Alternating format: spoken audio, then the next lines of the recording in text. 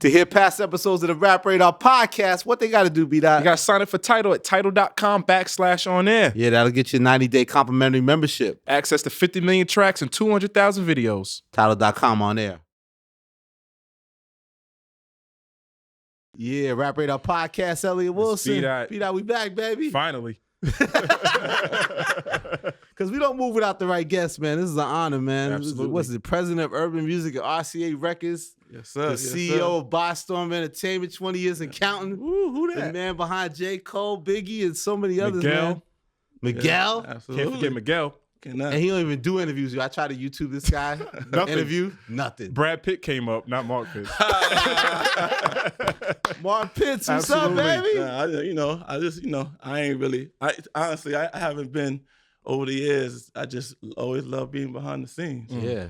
And then when I got the Bells Palsy, back in the day, that shit really took me to another level. You know, it really, like I was stuck in that. You know what I mean? Because it's like when it happened, my whole left side of my face was like paralyzed. Wow. And that shit really, it fucked me up. Like I couldn't even smile for like 6 months. Wow. And I couldn't, like, it's almost like you couldn't even move. Like it was nuts. Wow. And I lived in that shit. Like it was bad, dog. Like at one point, like I could be in the meeting with you. Like I could be on the left side and I could be dying laughing. You would not know I'm laughing. I'd be like, that shit was funny. You know what I'm saying? Like it was bad. And but I worked through it. That's why I'm here. I'm trying to work through it. Because you said it was sudden. I saw some interview you saying you was on the way to meet Anthony Hamilton for a we was second, we was in the studio and I was getting like my ear was bothering me, and he was actually on the left side of me, and he was looking. I'm like, hey, what you looking at? He says, your ear swollen up, and I went in the bathroom, and she was like, woo, wow. And I was in Philly at the time, and I got in the car, went to see my doctor, and he said it was just a bad ear infection, and so I went, he gave me some medicine. He said it's gonna get worse before it gets better. 2 days later, I woke up. And I woke up like 2 a.m. My whole left side was it was hanging. Wow. Like I was looking in the mirror, I was like, what the fuck? Got in the car, went to the emergency room, and that's when I got diagnosed with it. Yeah. Wow. You didn't know, what exactly is Bell's palsy? It's like a nerve disease. It affects like your 7th cranial nerve in the back, and it affects your nerves, so your left side, and it paralyzes it. In most cases, 2-3 months, 6 months. Mine was severe. Like even though it's out my system, but then it just never completely healed. Right. But it changed my life though. And I saw a post that you did on Instagram. You said you thanked the disease. Absolutely, because God got a sense of humor. Like that's a funny. Like he knew what to do. He took my smile away to slow down, but it changed my life because it gave me balance. Yeah. And like for the first time, I'm in the best shape of my life. Yeah. Hit the 5 a.m. I'm workout kick, right? Dog. 5 a.m. We going in? I went in already, dog. But it changed my life. It gave me balance. I never used to know how to appreciate an early evening. So those things, and I need that in my life. Right. We all do, because we keep going and going and going. We don't know when to just slow down and just appreciate it. And I have to absorb everything because I'm passionate. Yeah. You absorb it all. Right. So, you said something like you're an artist in the executive's body. Absolutely. I'll be telling you, lucky I don't sing. I tell these dudes all day, man, y'all lucky I don't sing a rap. Because I want it. I still want it. So yeah. But it definitely changed my life. But it also affected, like I was so stuck in feeling like that, as far as on the outside, that my thing is at this, this year I'm about to, all those fears and demons, I'm working on them all. But it seems like you ain't slowing down. You're celebrating 20 years in the game. Yeah, absolutely. No, my health is good. Absolutely. I'm not, but I can still keep moving fast behind the scenes. Right. That's not gonna stop. Yeah. That ain't gonna stop. But as far as stepping out and being more vocal. Yeah. We saw a Billboard thing. So 20 years ByStorm. Right. 20 years ByStorm. And you had 2 great quotes bigging you up. One from a gentleman known as J.Cole. Yes, sir. Yes, one from another man known as Jay-Z. Never heard of him. Yeah. What do those men? What do those men? For people that don't know, what's your connection to those men in your life? Well, of course. I mean, Jay. We've been. I know Jay since I started in the game. Talking about Jay-Z. Jay-Z. Jay. Okay. That's right, too, Jay. Jigga Man. Like back in the days when I met him when I was where I was actually running with Clark Kent. I was like, that was my guy, that's my big brother. That's some real Brooklyn yeah, shit, man, right? absolutely. Carrying crates and Jay and Dame, they had the 4-door. That's the first time I ever saw the 4-door Pathfinder. You know what I mean? And it stems from back then. And we always, you know, it was always love through the years. And then with Cole, and that's as far as we start finally doing business together, you know, I brought Cole to him. Yeah. And I remember going to his house. It was around the holidays, and I went to his house and I said, Merry Christmas. Like, I was so cocky and so confident about this kid, you know what I mean? I said, man, and all I had was lights, please. Wow. And he got it right away. This is like a Tribeca crib? Yes, the Tribeca crib. So you pulled up, you had lights, pulled please. up, and I had lights, please. And I said, Merry Christmas, brother. He heard that one record, that's it. Made the face, and he said, let's meet. I want to meet him. He met him like 2 weeks later, and it was a wrap. So what did you hear in Lights, Please? Like, why did you think this? Because you said people, you know, it was like J.Cole, a backpack kid. Like, We've heard the story, but it's like it gets convoluted a little bit. It was just that, you know what it is? I always been like I was like a Black Moon fan. And you know, Buckshot. And you know how that you know how the way he used to ride the shit all the time. Yeah. And that's what, you know, Lights Please reminded me of that. It was like dun dun dun dun dun dun dun dun dun dun. Like the melody, I was like, oh my God, you got it. And then when I heard Lost Ones, because what happened was one of my guys that worked with me, his name was Kirk Lightburn, he actually brought him to me. And he bought 3 hours beforehand, you know, and I didn't really like him. So, you know, by the time the fourth one, you're like, I got another one. I'm like, all right, man. I mean, you're a really nice guy. I'm like, yeah, dog. Good shoes, dog. I like the sneakers.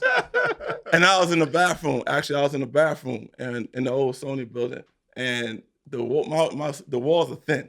So I'm at the stall, and somebody blasting Lights, Please. And I'm actually at the stall, like, trying to hurry up, like, I'm like, what is it? And I go, I'm walking around, and I realize it's coming out of my office. And it was Lights, Please. And I was like, oh my God. And then he played Lost Ones, because I was literally just having a conversation with my son about something. And sometimes they ain't always hearing you. And that was about the abortion and all that. I'm like, yo, this dude got it. Yeah. And I met him, you know, the next day. And that was it. I locked in with him. Wow. Yeah. And it was also his personality too, right? Like there was something about him. Yeah, because he just, you know what it is? He's so engaging. He likes to talk. He likes to listen. Like it's true engagement between, you know, with him. True engagement. And he just knew he knew who he was. Right. As a man, especially, like, you know, it was like, I love that. You know what I mean? And it just reminded me of someone in the, you know, one of the, you know, he reminded me of one of my kids at the time. But yeah, he had it. Did you know what he looked like at time? Because, you know, they hear the story about when Big first came to Bad Boy, Puff didn't know what he looked like and things like that. But did you know? I didn't know it, not until he walked into the office. Oh, okay. No, no, actually, no, it wasn't until he walked into the office. Okay. Yeah. And I was like, oh, this big light-skinned nigga, okay. All right, okay. A little taller than the average rapper. You know what I'm saying? Exactly. Yeah. And he had his team, and they just knew what they wanted. But talk about managing the situation, though, because in the beginning, people forget, I mean, because now he's one of the biggest in the game, but it wasn't easy in the beginning of, like, connecting with Jay and getting that right record, we thought, for the radio and the idea of the standards back then in the business. Like, talk about making that first album and some of the struggles you guys faced. Well, first and foremost, and it was in that era of what's the single? You know what I mean? What's the single? Had to have a single. Had to have a single. I always thought Lights Please was one, but you know, that's my personally. But he was always pushing. You know, Jay always pushing him. We need that joint. You know, and we tried different things. We tried to get him in with other producers. And every single time, we're bringing it to Jay. That's not it. Bring another one. That's not it. And he was getting this, like he was just like, damn. He was like, yo, Gooch, this is the one. I'm telling you, Jay's gonna love this one. I like it though, but that's not it. You know what I mean? Yeah. And then we finally Can't Get Enough. Oh, that was the first time it was like, all right, we're getting somewhere. Yeah, we're getting somewhere. And so it started there, and then when they did the workout. Yeah. And when the workout record came, and that's when Cole got excited about where he was at. and it was to the point. I don't care what anybody says. I don't care what anybody says. This is the one. You know what I mean? And so then he found this joint in it. And it worked. And it surprised everybody because that first week numbers, people didn't expect the album to be that big. No, right? actually, the numbers, they were thinking it was going to be 60, 70. They definitely wasn't prepared for it. Right. Because it was, I remember we was at the time, Big Sean had just did about 80 something, and he had that big record with Chris Brown. My last. And it was almost like we just want to beat that. Let's just beat that. We can't come out here and at least let's get close to that or beat that. Yeah. And it was, you couldn't, it is, you can go down a room, you can do analytics, you can do all that shit, man, but there is no chart for Goosebumps, yo. You can't put that. Describe the power of a J.Cole fan. These J.Cole fans are serious, man. They are. Like going to the first in-store, there was an in-store at J&R Music World. Oh yeah, I was there. I saw that too. And it was the line was around the corner. It was insane. I saw them buying 2 copies. Yes, they didn't just want 1 copy. Yes, they had to have 2. And I was sitting here I was sitting down. I was watching everybody. Everybody, it was just like kids with beat up Jordans. It was Vans. It was nobody clean. Not clean. Meaning the flashy. Right, It was just. I was like, that's when I was like, oh shit. It was just regular folks. These kids, he just connects to that everyday person. Right. He connects. He connects to that. I've never seen an artist connect so well to that. Yeah. And the way he articulates it. What made you want to stay in the fight? Because I saw in an interview you said it took 2 or 3 singles before he actually popped. And I'm sure, he probably got, frustrated or disenchanted. Started doing mixtapes and all that. But, it's one thing, he get frustrated, but, he popped. Because to me, he was popping regardless of a single. Because the shows were going good. Like we was making, he was 2 years before, even the records was on the radio, we was out there, we was overseas. He was constantly touring. Yeah. So we were open for Rihanna. So we were popping. You know what I mean? We just wasn't doing, let's not get twisted. We were popping. Right. We just wasn't doing it on the radio. It wasn't doing it about the radio. And it's just what it was. It was, I don't think he got discouraged. I don't remember him, got discouraged. It was working in his own way. Right. Yeah. But then also you aligned him with this other artist named Miguel. Yes. And that took it to another place. Excuse me. That took it, because that's when we get the Born Center Power Trip, right? Yeah. That was very important. All I Want Is You. All I Want Is You. Before that, yeah, that's true. Because it was, I kind of signed them around the same time. Yeah. And it was like, I always felt like it was my first round draft picks. Yeah. And it felt like Big Mac. Absolutely. And then, you in the room, like, why you putting him on there? He ain't, it was mine. It's my guys. And it was just a natural fit. It just felt so good. And then it just worked. He gave me 1 verse, and I was like, whoo, please give me 1 more, dog. And give me 1 more. And that's like, I was like, that's when I realized you can ride on anything. You can ride on any joint. So that was the beginning of that relationship. Oh, that Cole could rhyme on it. Yes, he can ride. Yeah, absolutely. So how did Miguel come to you? Did someone blast it in your office as well? No, at the time, his manager, her name was Bright. He actually sent me the record for Usher. He sent me Short Thing for Usher, and Usher, it took, a lot of time. You chose a whole bunch of records. It may take a minute to get to that record. And I was holding on to the record and just listening to that record every day. And Usher finally heard it. By the time Usher heard it, I was so in love with the dude. I was so in love with the guy that, Usher liked the record. He actually loved the record. And then he, at the time when in between him listening, they sent me Quickie. And I heard Quickie, I was like, oh my God, please bring this dude here. And he came in, and I didn't let him leave. I did not let him leave. I waited. I made him stay in New York until we got that deal signed. Wow. He just had it, man. He just didn't care. He jumped on the table, and there wasn't even it was dudes in the room, dog. Like it wasn't even like. Cause it was me, it was Eddie Weiss, it was just some corporate dudes in the room, cause that's all I can. Nobody was around. So I'm like, whatever I could get, man, a Jan, whoever. I just need, just bob your head, even if you don't get it, man. I just need you in there. And he just had it. But Miguel always seemed different than the typical R&B singer, right? Yeah, like, how he's evolved. Like, always, how do you look at his artistry and how do you place him? Well, for one, the moment I like really fell like in love with this dude is one time when I first signed him, and I had him meet me at the studio. So I wanted him to meet Usher, and he got there early. He's always early. I love that about him. And so I walked in the room, and he had on eyeliner, right? So I'm like, and first of all, I'm a clown. I wear my emotions on my sleeve. I can't even hide my face. But even with Bells Palsy, I couldn't even. That shit locked up on me. I'm like, yo, dog, what is that? Because I had to ask. Yeah. Right. For one, you're here to meet me.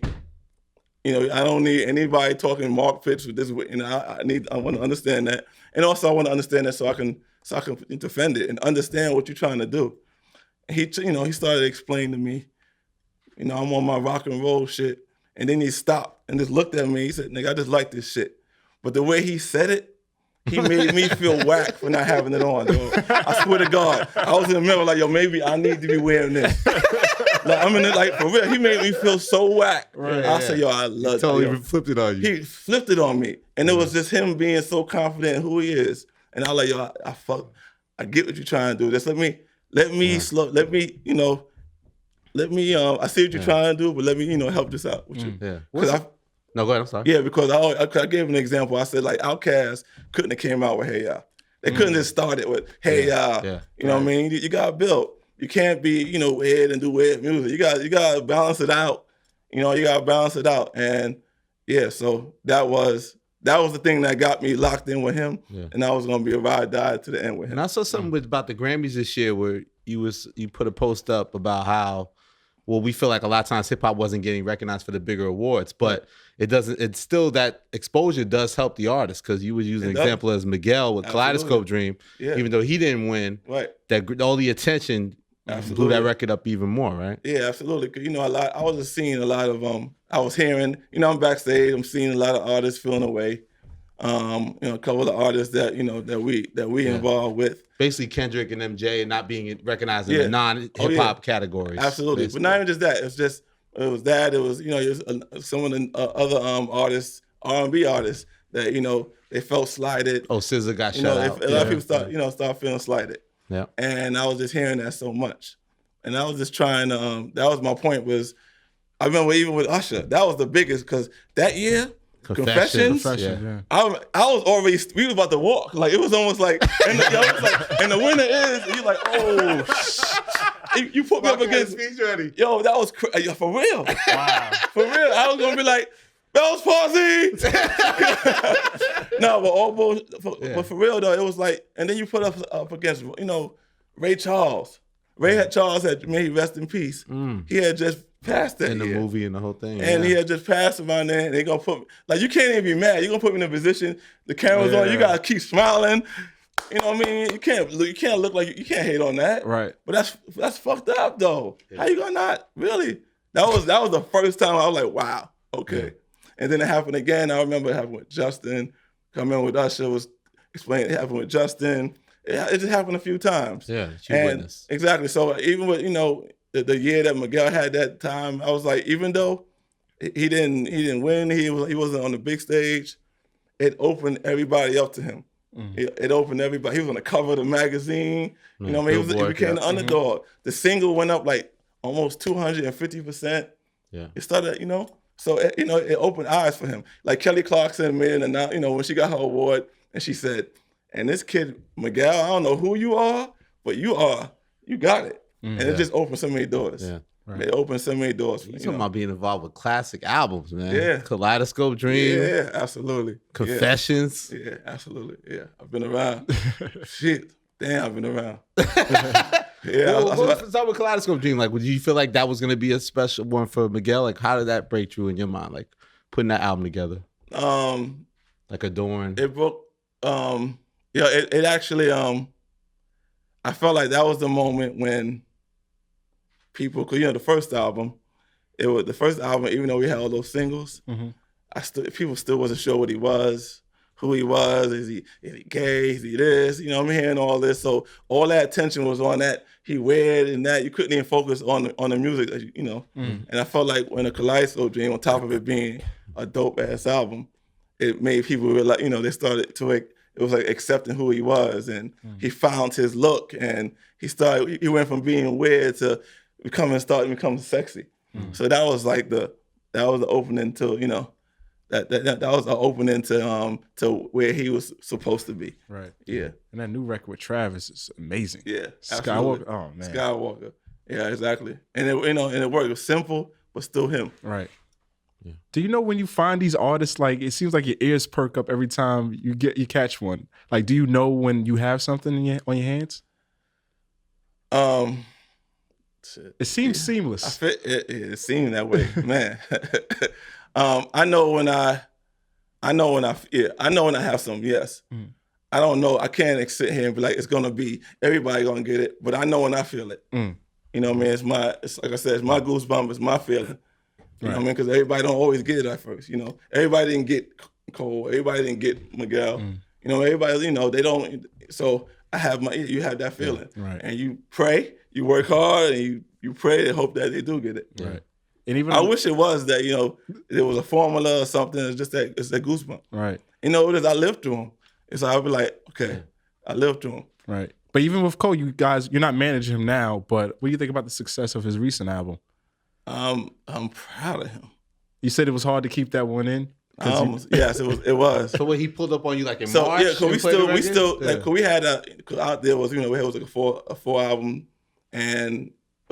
deal and with the management, and now he's doing, you know, he manages himself. Yeah, but that's Eve too and all that. Yeah, he did. It's like it's their cool, because we kind of was managing the team, which I'm so proud of them, and but I'm still the fairy guard manager, like always. You know, it's like that's big bro, and he always. So he pulled up, and, you know, in the car, and we driving around, listening to the joints, you know, making my opinion on this and that, and I'm sitting in there, and I said, okay, but I could not even say we was listening to music, you know, because Cole don't want. Because as soon as you see us and then you say something about music, automatically they may start thinking.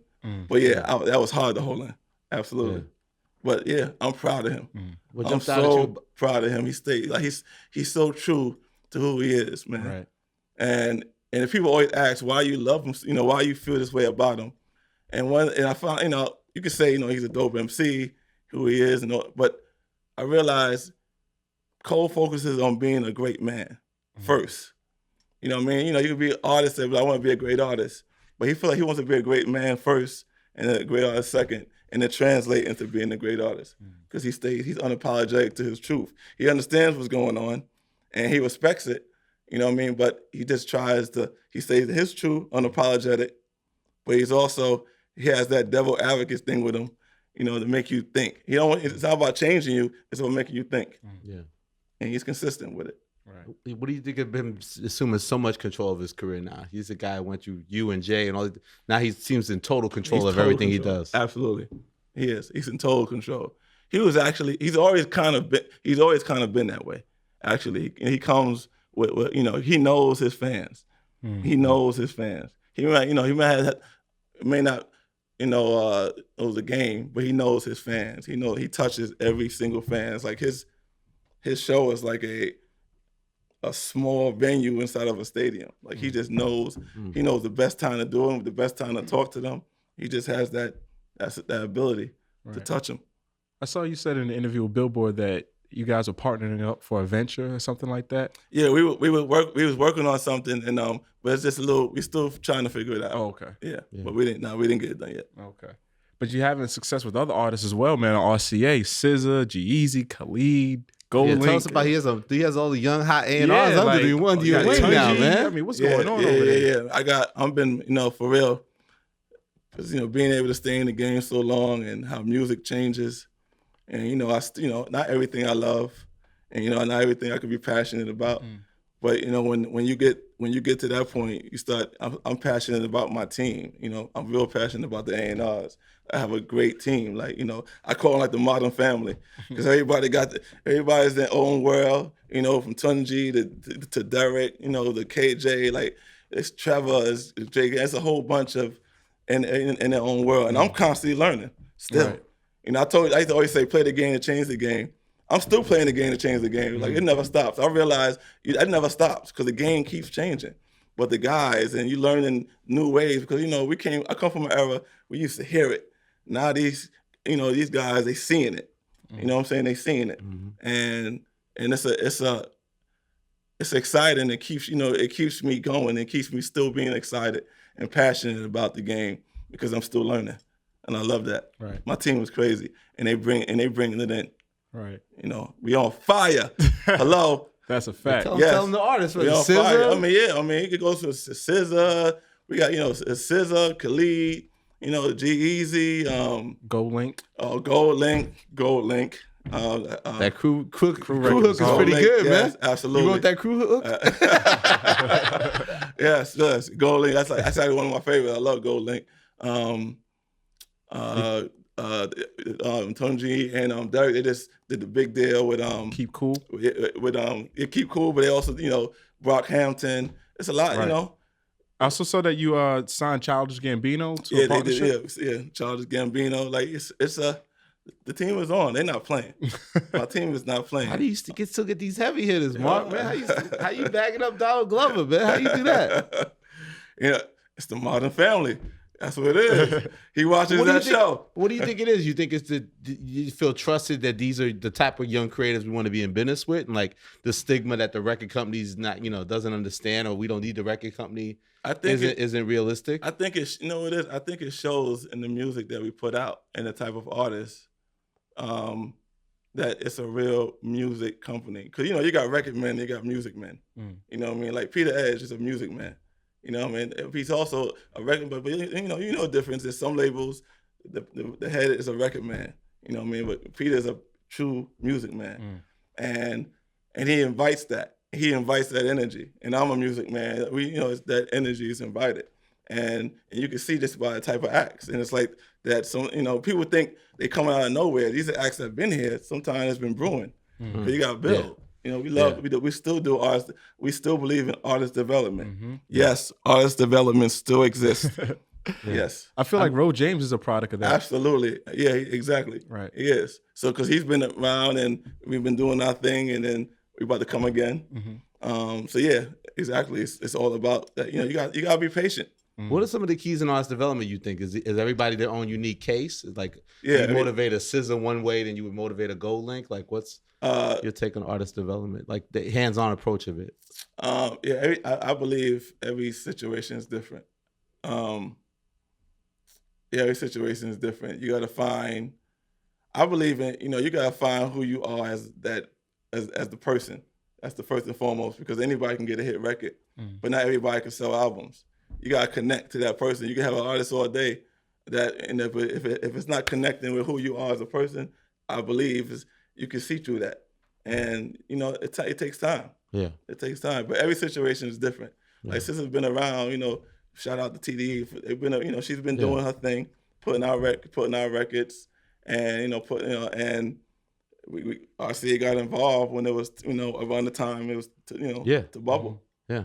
So she's been putting her work in. Like, she's always talks about being very critical of her own music too. Absolutely. Like she's like the type of person who's a perfectionist. So we was like, we ever getting this album? Like, talk about bringing that home and like, absolutely. And but that's really most of these artists, man. Most of these artists that really into, these artistic. I don't want to say artistic artists because I hate when I say that, but it's real. Yeah, I know what you mean. They, they never very know. Attached to their very music. attached to their music, and they never know when they're winning. They keep, they feel like it ain't right. It ain't right. You know what I mean? That's why you need team to help bring it together, to help pull it together, because they'll keep going. Yeah. But you gotta know when to pull it together. Is it the confidence to just put it out, put it out in the world and absolutely and let it be judged. Absolutely, let it be judged. Exactly. But how are you such a patient man with these artists, man? Because like you allow failures to happen, or not necessarily immediate success. Like, what is it? Just how you always been as a person? You know what it is? And this is when I always say I feel like I'm an artist trapped in an executive body, because I get them. Like, I get it. I'm a passionate. I'm emotional. You know what I mean? And I also know I made mistakes. And I've developed as a man, as a person. So those things, I get it. It don't happen overnight. It doesn't, it doesn't happen for like some artists. It may, God bless them, but I haven't been that. Woo! That fortunate. Man, I haven't been that fortunate. Right. I don't get it like that. I wish it came like that, but I haven't been that way. So I understand the process. Right. So I am patient because I see the bigger picture. Right. But people may not think that because we didn't really got specifically into your background. You and Puffy, Howard University, you was there from day one, from Uptown to Bad Boy. Absolutely. You would think that everything's the golden touch, right? Oh, yeah, that's true. As a matter of fact, I got a big shout out to Puff, man. Like, for real. Because I realized there's so many things that, like, we started, together, went to school together. But there were so many things that I get now that I didn't get, like, because he used to put me through it. But I just couldn't appreciate it then. Now there's so many things that's going on that I'm starting ByStorm. Fuck that, you know what I mean? Absolutely. But I just couldn't appreciate it. I appreciate that shit now. Through all the ups and downs, through all the changes. Like, back with that era, I've been through a lot early. I started out, in the game early, coming from where I came from, and then jumping in. And for one, we went to school together. We were on the same age, and now that I got that nigga bossing me around, and that, first of all, the ego part, I had to get that out of the way. Right. That's where it started. And then just doing all these, he put me through it, you know what I mean? But I appreciate that shit. But also, I've been around that early, then with the shit with Big, may he rest in peace. You manage Biggie. Manage Big. When he says to my manager Gucci, we did it Brooklyn, you're Gucci. But yeah, dealing with all that, the Big, East Coast, West Coast, Shine, it was just a lot that happened all so early that I feel like there's nothing I can't go through. So going through all the ups and downs of the industry, the game changing, it's just like, all right, that ain't nothing. This shit ain't nothing compared to what I felt I've been through. Right. You know what I mean? So it's I love you, brother. You know what I mean? Because I always wondered that, like, even from the beginning, you started ByStorm, like, was that making sure that you wasn't just under Bad Boy, that you started your own thing? Like, what led to you starting ByStorm and not just being, like, under Bad Boy the whole time? Well, at the time, when Big, because at the time, when we lived together at the house, and Bad Boy had headquarters at the house, and Biggie was signed to Uptown Records. Yep. And Puff, signed him, and then we were starting Bad Boy Management. So I guess because I was the only one doing it, I was with Big all the time. We got our Brooklyn connection. I was the one doing it. You know what I mean? So I was with him every day trying to figure shit out. And we connected so well in the beginning. He was just like, yo, Gooch, why don't you just do this full time, man? I need you. You know what I mean? You back with me, we rock. And I'm like, yeah, bye. And then when he said that, that's when I started my own thing, because I had Big and I had Change the Faces. I don't know. Oh, wow. Yeah. Change the Faces. Yeah. We went to high school together. And it was around that time. That's so it was big remixes. Yeah. So it was around that time. And it was so around that time. Biggie choosing you as a manager sort of empowered you to empowered me yes, absolutely. To step out. I was scared to death. And I felt like I kind of, now looking back, I feel like I kind of stepped out a little too early. I had some more tools, some more studying to do. Yeah. But I made my mistakes, and I learned from there. We was just in it, going hard, Right. But I was just on it. That's why I also worked so hard, because I didn't know what the fuck I was doing, but I just worked hard. So you say you did everything. I did everything. I just whatever. I was there early. I had to get him up. I did it. Oh, you did. I always talk about this. My father used to do this to me, because he used to get up early in the morning. And my wife hates when I tell her the story. You put the cold rag to the face, get you up out of bed. I did that shit to Big. That nigga swung on me. Wow. And we was going at it. Like, he was like, damn, Gooch. I was like, yeah, you ain't swinging on me. Yes, absolutely. He swung on me. I did it all, man. Cold rag to the face. Was he a hard artist to manage? I mean, to be honest with you, it was like, I couldn't even say it was hard, because we were just figuring this shit out. I really wish I could say I knew this was going on. You guys were young too. We were young. We were young from Brooklyn. I never been in this shit before, so we was figuring it out every day. Every day we figured it out, sharing 4 chicken wings, 5 rice. We was sharing those dishes together. I was at the house, and I always had to get up early to get there before him because I always knew it was gonna be a process getting this nigga up. So I'm just trained like that. I'm trained like that. And really, my early, y'all laugh at me about the early stuff. Like Puff was nonstop.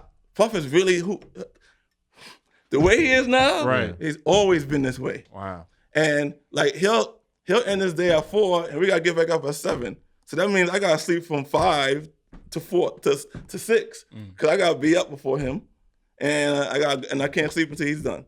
So I was trained like that, nonstop, because he'll leave you, or you gotta get the artist. It was nonstop. Yeah. He's always been that way, and so that's why I always love. That's like why I'm still.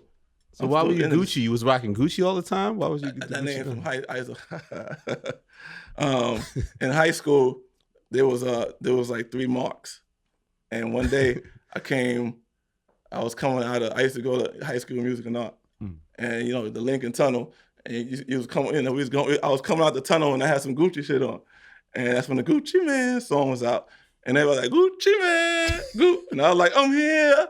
And it just stuck out. I always joked around, and then Big found out because I never introduced myself. They were like Gucci Mark, and I never introduced myself. But Big Big had nicknames for everybody, and he found out. Somebody said it to him, and then he's like, "Oh, word!" And then he just said it on the album. He said it on the album, and then it just stuck. What song on the album did he say? He said it. I'm Ready to Die. Friend of mine, and a friend of mine. You know how we do Gooch. He said it in the beginning. You run a hole? Yeah, exactly. And then he said on the back of the album, and it just stuck. And yeah, so anyone that So he would never call you Mark or Pitts? Or, nah, I wouldn't. If he said my name, I think he's upset with me. I'm like, Mark, like, damn, nigga, what that do? Mark. Yeah, he always, even when he mad, damn, Gooch. Like, even when he mad, it just stuck. So how'd you feel that when he's like, my man's Gucci, we did it, Brooklyn? Yeah, I should feel good. That was absolutely. A great moment. Even watching it now, absolutely. See, when you in it, because when you in it, you don't really, because that was that whole episode tension. That was tension, and that was like some crazy shit. Like that moment, I was actually sitting down, and I was stuck. I was like, yo, did he just say that? And we in New York. I was like, oh shit. Wow. When Suge said the production yes, line, I was stuck. Yes, I really could not believe. I didn't know what was going on. It was like that. It was like I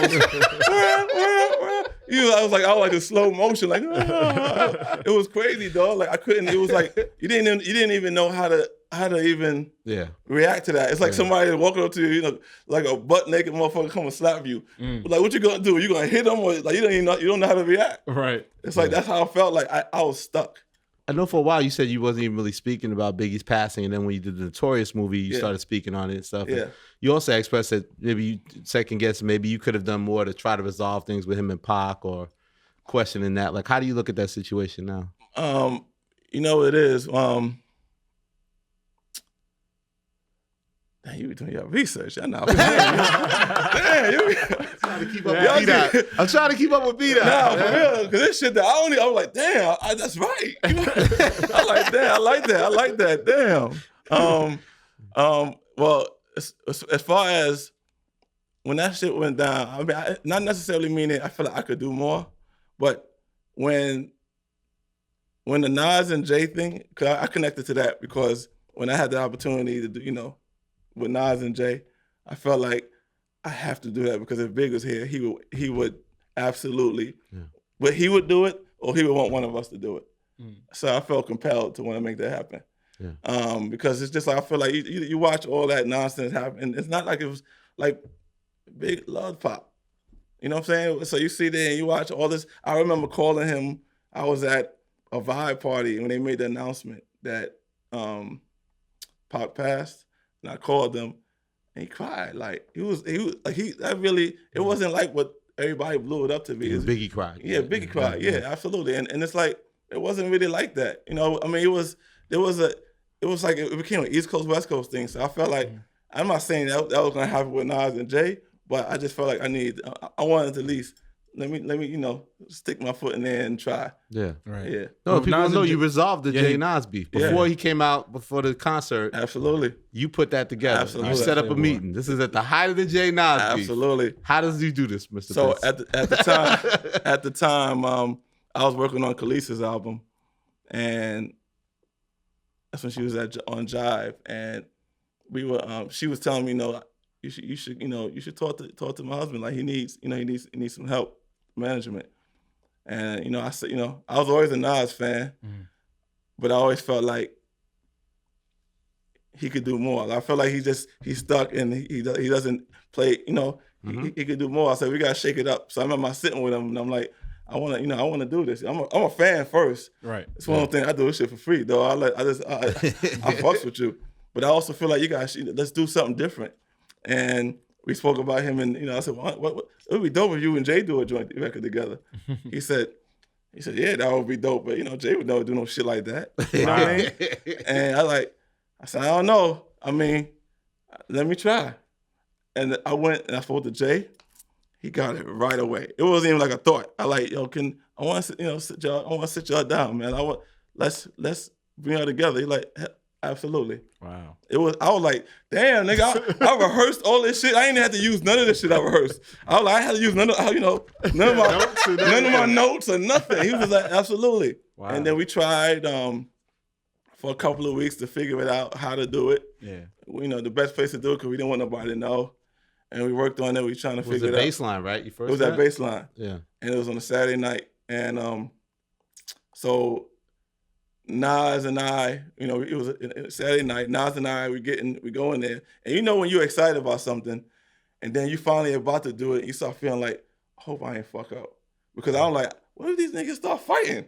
Like I'm saying, I wasn't even thinking about that. I was so like, what if so driven right. by it, and then we in I think it was the 8th floor, I believe. I'm not remember what floor, but every time the light went up, my bubble guts, it was like it could be the It was like oh. It was going. The doors opened, me and Nas stepped out. Jay was standing right there. And Jay was like, what's up? You know what I mean? And Nas was like, what's up? I was like, what's up? Y'all being all cool, like, what's up? Let's change it. What up? So they go in the room. So no entourages. No entourage, not at all. Not at all.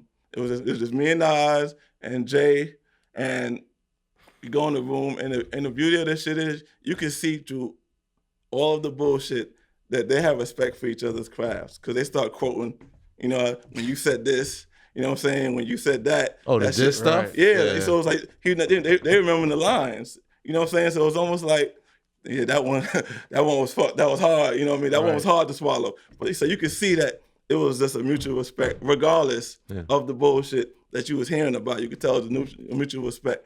And then when they got past that, it was almost like Jay already had it figured out. If we ever was to come together, we should do this. Mm-hmm. So as soon as we got past all that, Jay was like, we should do this. You drop your album, I drop mine, and we do this shit together. You should come over with it. Like, it was already like, he had a plan already. Yeah. And I was, first of all, I'm like trying to hold my excitement in. They being all cool, right? You know what I mean? Whatever, trying to be all cool. So it was done. They gave pounds, and they cool. And I'm like, really? Nigga, y'all better come here. I grabbed them both. I was excited, right? And I don't know how to hold. I can't hold that back. I felt proud of that. Yeah, I couldn't hold that one back. Fuck all that. Y'all gonna be cool all day. I'm excited. And then what was you doing on October 27, 2005, though? What you said? October 27, 2005. October 27, 2005. Continental Airlines Arena. I declare in New Jersey. Oh yeah, absolutely. But let me finish though. Uh-huh. But when that happened, when I saw, we left, Nas and I go to some bar, and then I saw that man light up. I've never seen him light up. He lit up. You know what I mean? It's almost like he was trying to keep us cool, but he was happy as fuck. You know what I mean? He was to kind of end that chapter. Absolutely. Yeah. It was because it was unnecessary. And then I remember he was telling a story about, I think, like the kids in I believe his daughter's school was was saying was getting on her, was saying something. When it gets down to the kids and you talk your daddy, that's we don't need all that. Right. Yeah. We don't need all that. You know what I mean? So I felt like that was important. That's actually one of my most proudest moments. You know what I mean? Because that ain't something I learned in the music industry. That's when I learned at the Sunday table. That's something my mom and dad like. You better you better get them. You better put that together. You know what I mean? Mm-hmm. So I was proud of that. And so yeah, I'm absolutely. And when Jay said, I Don King'd it. I was like, you definitely felt caught in that situation. I was like, what? Because I love that. At the concert, that was so impressive. Then you had to present it to the world. Absolutely. So how did you pull that together? Well, I'm trying to remember how we Wait, I got some notes. It was the Power 105. I heard you was hiding. Our show. He was hiding. Yeah, had to hide him backstage. Had to hide him backstage, and and then people knew, like, as we was coming to the stage, you start hearing people they started to know. We didn't do the best job. It felt like, because people, you start hearing different yells, and when they came out, it was pandemonium. I still get goosebumps watching the footage. Yes. Like it just seems so surreal. Like, absolutely. That's when I wish it was IG back, all that shit back then. That's when I would have done selfies. Like, I would have been on stage. I would have actually done that shit. Jackson Fuck all that. I don't care how I look. I don't care. Absolutely. I would selfie the fuck out of that moment. I would have jumped. I would have did the little mama shit. When she jumped on stage, I'd have been me. Yes, absolutely. That was a moment. It still is. Let's go. After like 20 years, people still talk about that battle, that moment. That was epic for hip hop. Yeah, that was. It was. It really was. I'm actually proud of that. Cause you know what it was too. I know people. I think people tried before, but I think, like LAB said it best. They both know your heart. Cause either Jay knew some. It was always like one person wanted to do it, but the other person wasn't comfortable, whatever. Yeah. But they both understood. Why do you think you needed to be the person? Why do you think? Because I think they both know my heart. They know my intentions. Yeah. Like, just know. I just want. I still get emotional. They know what's about. I just want to make it happen. And they know my heart. Right. So did you and Nas ever like do a management situation? Yeah, we did. Okay. We did the. So when that was done, then I got him off of Columbia, and I managed him. So we did that first album on Def Jam. It was the Hip Hop Is Dead? Yes. One? Okay.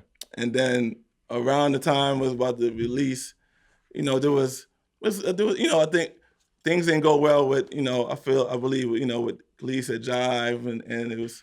And it's all connected. Yeah. And it was one of those things, we just mutually decided you do your thing. I feel like I'm good. Like, I feel like I did my part. I did my part. Like, I feel like I did. For real, I could walk away like, you know what? I can't even be mad at what the situation is, because I'm so blessed. I'm glad my kids know about that one.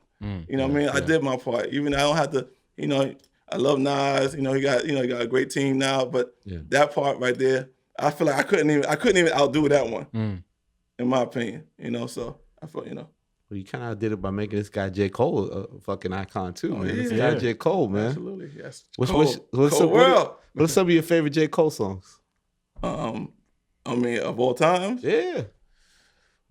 What's that Gucci? Okay. What's that Gucci J.Cole playlist? What's some of your favorites? First of all, Lights Please. That's going. Lights Please. That's just started all. All day. Yeah, absolutely, man. It was just.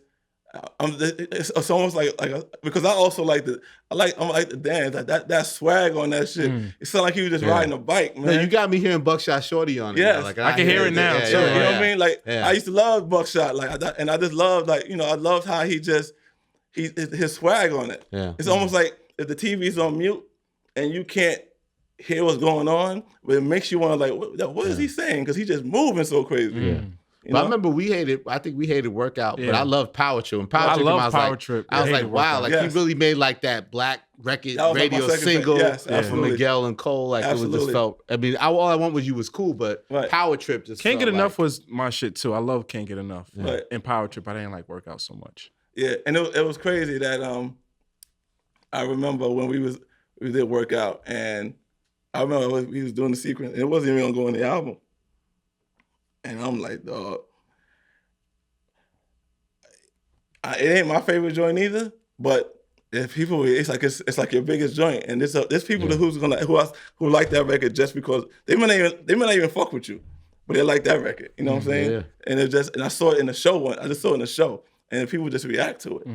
You know what I mean? But I get it. That wasn't none of my favorites, but it was definitely Life Please, Power Trip, of course.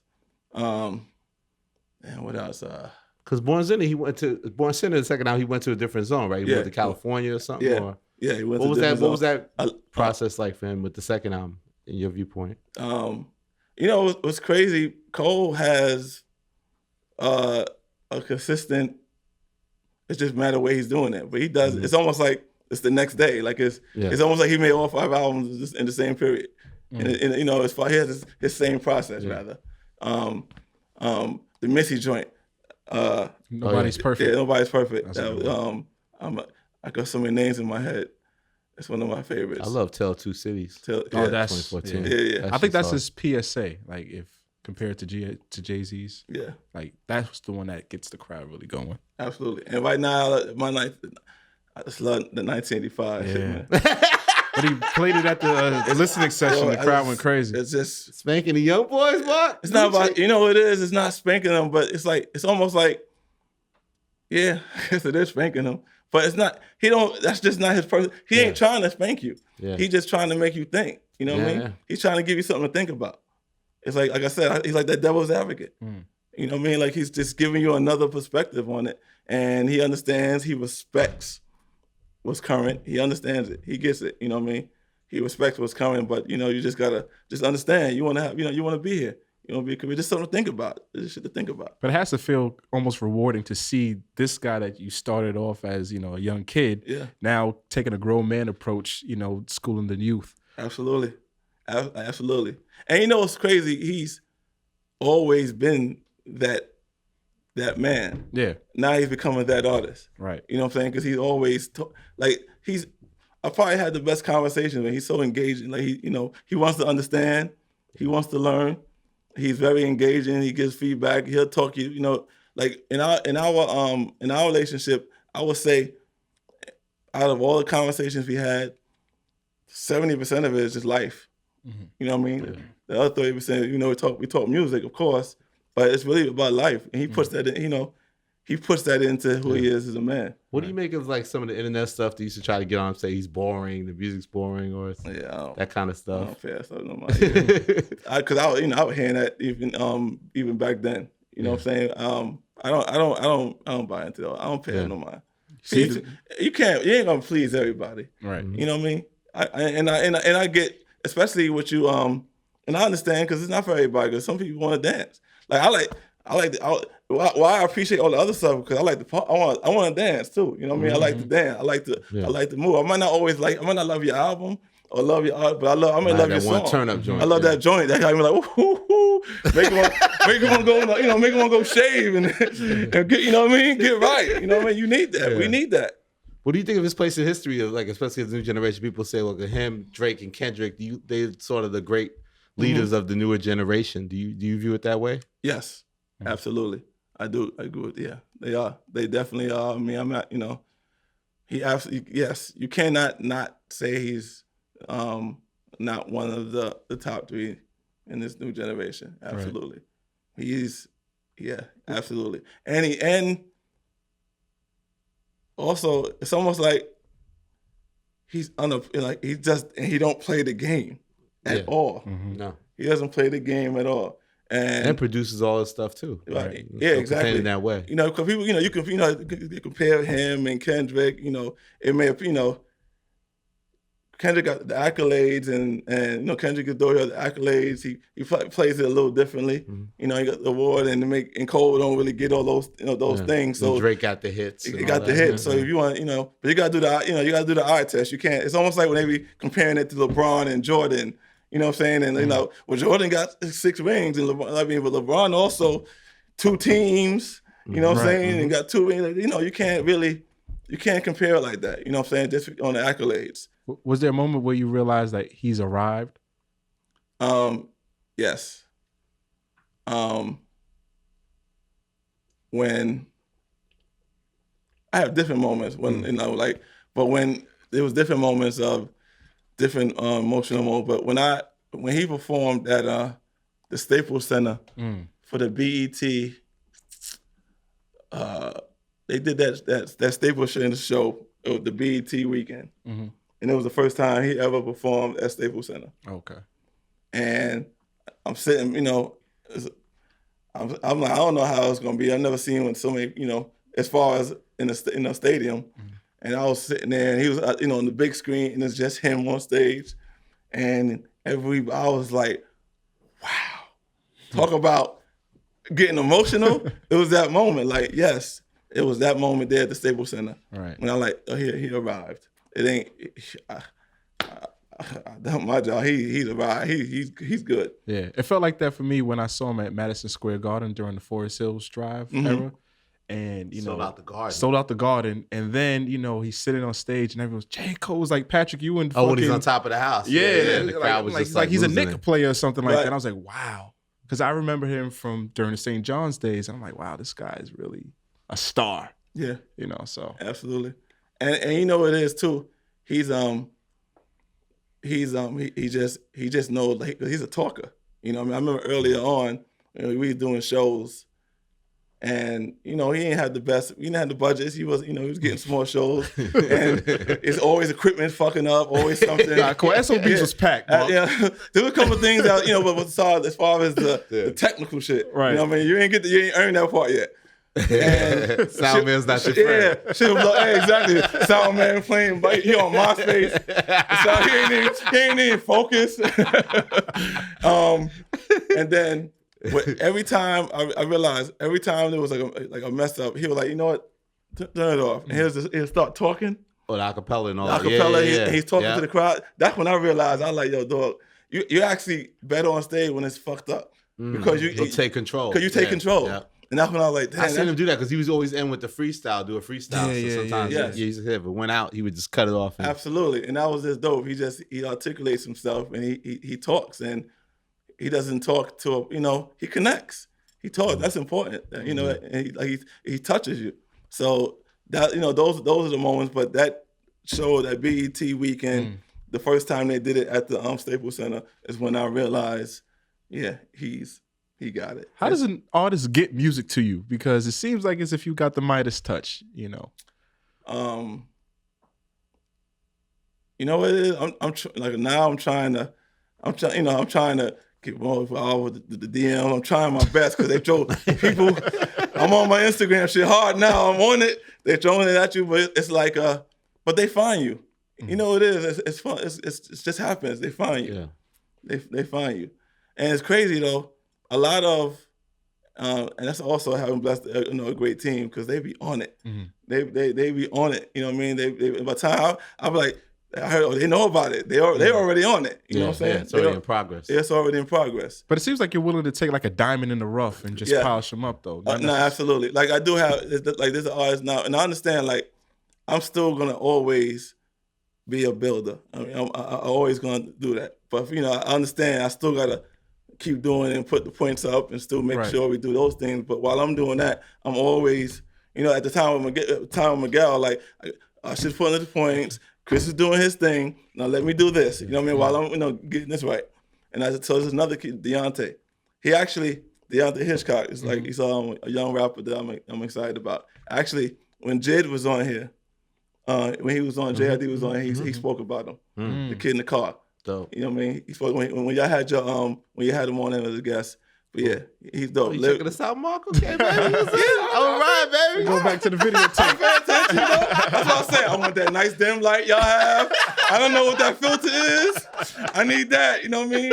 Cover up the blemishes. You got. Before we get out of here, that's another one. Chris Brown. Yeah. You're responsible for Chris Brown. Absolutely. He said it's been a 10-year journey. There's been times you wanted to wring his neck. Oh yeah, absolutely. Of course. Chris? No. Of course. But that's that's. I mean, that comes with his greatness, man. Like Chris is. Well, hold on. Is that me or you? That's you. He's. You know what I mean? Yeah, absolutely. That comes with his greatness, man. I don't care what. He is the best. He's regardless of all the other shit, he's the best. I've never, he's so talented. I've never had artists that's so talented. What was your first experiences connecting with him? When he was 15 and when he, I remember when walked into the office, and he was full of energy. I still remember what he had on. I remember he had on these sneakers with a bunch of, the lacings were tied up crazy. I was just like, okay, all right, there's some different shit. But he was just non-energy. He actually reminded me of my oldest son at the time. I was like, he just had this smile on him, and he was just nonstop. Every song, he had an idea for the video. It was everything. Mm-hmm. And and that was 2005, wow. I believe. Yeah.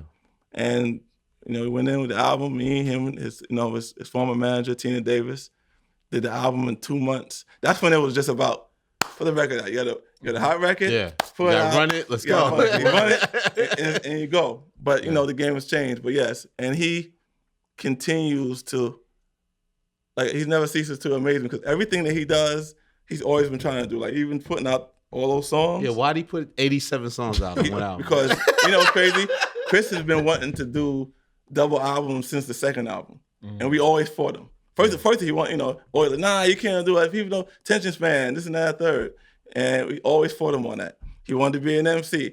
Nigga, nobody want to hear you rhyme. Always fought him on it. He always early was on it. And I just didn't, I was like, first, you fight him on it, and then you realize you gotta let him go. But he got it. He knew. He knew. He fought, he fight you, but he knew. You understand? Even with for all those songs, he understands, he's paying attention to how the streaming is going. You listen to the song one time. If you listen to all it's like kind of like listening to 4 albums. You know what I'm saying? Mm-hmm. He's nonstop, always putting all those things. You're doing too much. You're doing this. I'm keeping myself going. I'm not stopping. And now everything, I get it. Like, all those times I tried to stop you, brother, I'm sorry. You know what I mean? Like, for real. Because he always, he understands, and he always he's controlling his destiny as an artist. He got it, you know what I mean? He's painting. Everything. He's one of those kids, he just does it all. Like, he does it all. Everything he tries, he gets it. Yep. He masters it.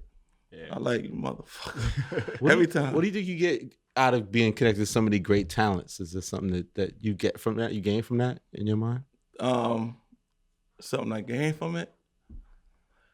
I mean, besides the obvious, I'm proud and being blessed, because I'm still in awe. Like, I'm still in awe. I'm still fans of my artists. It's not just, it's not work. It's like, I'm still a fan.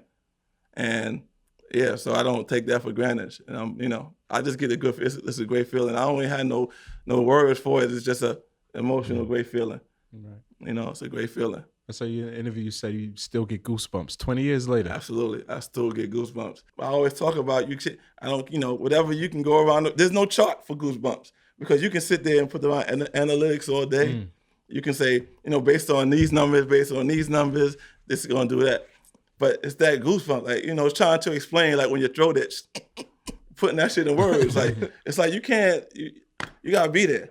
You got to be there. You can't, you can't explain that. And when that happens, I don't care what anybody, when I have that feeling, I don't care what anybody says. I could be in the room with everybody, you're wilding. All right. Is that your rush? Like, that's my rush, yes. 1,000%. That is my rush.